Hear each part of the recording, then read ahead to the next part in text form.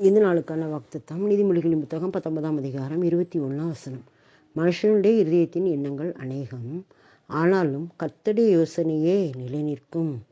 மனுஷனுடைய இருதயத்தின் எண்ணங்கள் அநேகம். நம்ம இருதயத்தில் நிறைய நினைப்போம், ஆனால் எல்லாமே நிறைவேறாது. கர்த்தருடைய யோசனை மாத்திரம்தான் நிலை நிற்கும். கர்த்தர் என்ன சொல்கிறாரோ அதன்படி மாத்திரம்தான் நம்முடைய வாழ்க்கையில் நிலை நிற்கும், வாழ்க்கை நடக்கும். ஆனால் நம்முடைய நினைவுகள் அல்ல, உன்னுடைய நினைவுகள் என்னுடைய நினைவுகள் அல்ல, உன்னுடைய வழிகள் என்னுடைய வழிகளும் அல்ல, ஆனால் உன்னுடைய நினைவுகளை பார்க்க என்னுடைய நினைவுகள் உயர்ந்தது அப்படின்னு சொல்லியிருக்கிறாரு. அப்போது நாம் நினைக்கிற நினைவுகள் கொஞ்சம், ஆனால் கர்த்தர் நமக்காக செய்கிற காரியங்கள் அநேகம். மனுஷனுடைய இருதயத்தின் எண்ணங்கள் அநேகம். நம்ம நிறைய நினைப்போம், அது அப்படி பண்ணிடணும், இப்படி பண்ணிடணும், இப்படி செஞ்சிடணும், அப்படி செஞ்சிடணும், அதை எப்படி செஞ்சிடணும், நம்ம பிள்ளைகளை இப்படி பண்ணிடணும், நம்ம குடும்பத்துக்கு இதை செய்யணும், அதை செய்யணும், நிறையா ஊழியத்துக்கு அதை செய்யணும், இதை நினைப்போம். ஆனால் ஆண்டவர் சொல்றார், நீ என்னன்னாலும் நினச்சிக்கோ, ஆனால் நான் என்ன சொல்கிறேனோ என்னுடைய யோசனை என்னவோ அதுதான் நிலை நிற்கும் அப்படிங்க. அப்போ நம்ம கர்த்தருடைய யோசனைகளுக்கு நம்ம விட்டு கொடுக்கணும். நீ உன்னுடைய வழியை கர்த்தருக்கு ஒப்புவி, அப்பொழுது உன் யோசனைகள் உறுதிப்படும் அப்படின்னு இருக்காரு. அப்போ நம்ம எந்த காரியம் செஞ்சாலும் முதல்ல என்ன செய்யணும், அவரிடத்துல ஒப்பு கொடுக்கணும்.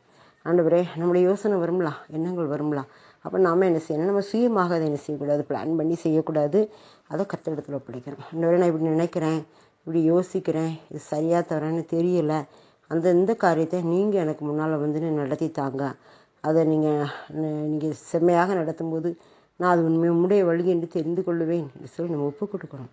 அப்போ நம்ம ஒப்பு கொடுக்கும்போது அது மனுஷனுடைய யோசனைனால் அழிந்து போகும், கர்த்தருடைய யோசனைனால் நிலை நிற்கும். அப்போ நம்ம என்ன செய்யணும், அதை நாம் ஜெயிக்க முடியும். நம்முடைய வாழ்க்கையில் அநேக காரியங்களை ஆண்டவர் நடத்தும்போது நம்ம சொந்த யோசனைக்கு போனோம்னா நிறைய காரியங்கள் நடக்காமலே போயிடும். என்னுடைய வாழ்க்கையில் ஆண்டவருக்கு சித்தமானபடி நான் நிறைய படிக்கணும், நிறையா நல்லா பொசிஷனில் வரணும், இப்படிலாம் என்னுடைய எண்ணம் படிக்கும்போது. ஆனால் கர்த்தர் எனக்கு திருமண வாழ்க்கையை ஆயத்தப்படுத்திட்டார். அது அவருடைய யோசனை. நான் நினச்சது நிறையா, ஆனால் பின்னால் பாருங்கள், அது நன்மையாக முடிந்தது.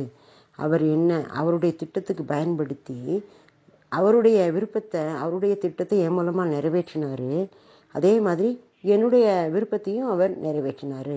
என்னையும் எம்பது வரைக்கும் படிக்க வச்சு அதுக்குள்ள தகுதிகள், வேலை வாய்ப்புகள், ப்ரமோஷன்கள் எல்லாத்தையும் தந்தார். அப்போது நமக்கு என்ன தரணும், எப்போ தரணும், எப்படி தரணும் எல்லாம் அவருக்கு தெரியும். நம்ம பெரிய யோசனை பண்ணிக்கிட்டு நம்ம பிளான் பண்ணிக்கிட்டு இருந்தோம்னா அதை ஒன்றும் நடக்காது. அதை ஆண்டவரிடத்தில் ஒப்படைச்சிடணும். ஆண்டவர், நான் நினைக்கிறேன், சரியா தவறா, எனக்கு நீங்கள் அதை உறுதிப்படுத்துங்க, சரியானால் அதை சரி பண்ணுங்க, உறுதிப்படுத்துங்க, இல்லைன்னா அதை மாற்றி அமைத்துக்குங்க அப்படின்னு ஒப்பு கொடுக்கணும். நம்ம என்ன செய்யக்கூடாது, விடாப்படியாக நான் நினச்சதான் நடக்கணும் அப்படின்னு நினைக்கக்கூடாது. இன்றைய நாட்களில் திருமணத்துக்கு அப்படி தான் வாழ்வு பிள்ளைகள் என்ன செய்கிறாங்க, நான் இந்த மாப்பிள்ளையை தான் கட்டுவேன், இந்த பொண்ணை தான் கட்டுவேன் அப்படின்னு வைராக்கியமாக இருக்கிறாங்க. ஆனால் முடிவில் பார்த்திங்கன்னா அந்த வாழ்க்கையில் நிம்மதி இல்லாமல் போயிடுது. ஆனால் அதே நேரத்தில் ஆண்டவருடைய சித்தத்துக்கு ஒப்படைச்சி, அப்பா நீங்கள் என்ன சொல்கிறீங்களோ அதனுடைய வாழ்க்கையை அமைத்து கொள்கிறேன்னு சொல்லும்போது ஆரம்பம் நல்லா இருக்காது, ஆனால் போக போக அது முடிவில் அது நல்லாயிருக்கும். சொல்லுவாங்கள்ல, வாழ்க்கை என்பது கரும்பு மாதிரி.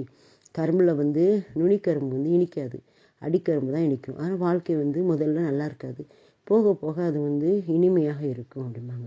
அது மாதிரி நம்முடைய வாழ்க்கையில் கர்த்தரிடத்தில் ஒப்பு கொடுக்கும்போது ஆரம்பம் அற்பமாக இருந்தாலும் முடிவு சம்பூர்ணமாக இருக்கும் என்று சொன்ன வார்த்தையின்படி ஆண்டவர் நம்ம என்ன செய்கிறார், நடத்துகிறார்.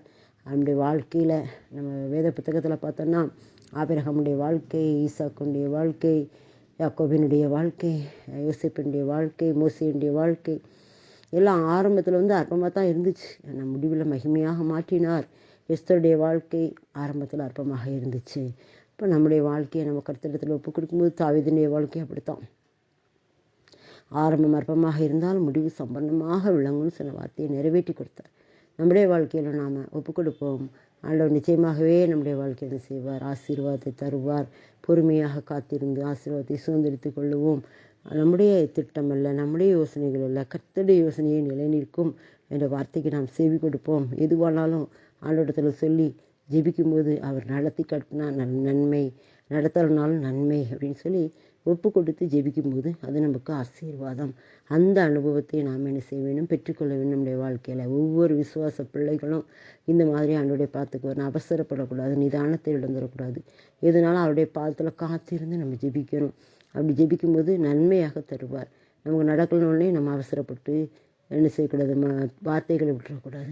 ஆண்டவர் நிச்சயமாக நம்மை நன்மையின் பாதையில் நடத்துவார். நன்மையின் கிருபை என்னை தொடரும் என்ற வார்த்தையின்படி நடத்துவார். ஆமென். அப்போ அவனுக்கு நன்றி செலுத்துகிறோம். மனுஷனுடைய இதயத்தின் எண்ணங்கள் அநேகம், ஆனாலும் கர்த்தருடைய யோசனை நிற்கும். எங்களுடைய வாழ்க்கையில் நாங்கள் நல்லாவும் நினைக்கிறோம், ஆனால் உங்களுடைய யோசனை தான் எங்களுடைய வாழ்க்கையில் செயல்படுகிறது. அதுதான் ஆசீர்வாதமாக இருக்கிறது. அதனால் நன்றி செலுத்துகிறோம்ப்பா. எங்களுடைய வாழ்க்கையிலும், எங்களுடைய பிள்ளைகளுடைய வாழ்க்கையிலும், குடும்ப வாழ்க்கையிலும், நாங்கள் ஜெபிக்கிற மக்களுடைய வாழ்க்கையிலும் ஆரம்பம் அற்பமாக இருந்தாலும் முடிவில் சம்பூர்ணமாக விளங்கும் சொன்ன வார்த்தையின்படி நீர் வழி நடத்தி ஆசீர்வதிங்க. ஒப்புக் கொடுக்கிறேன் இயேசுவின் மூலம்.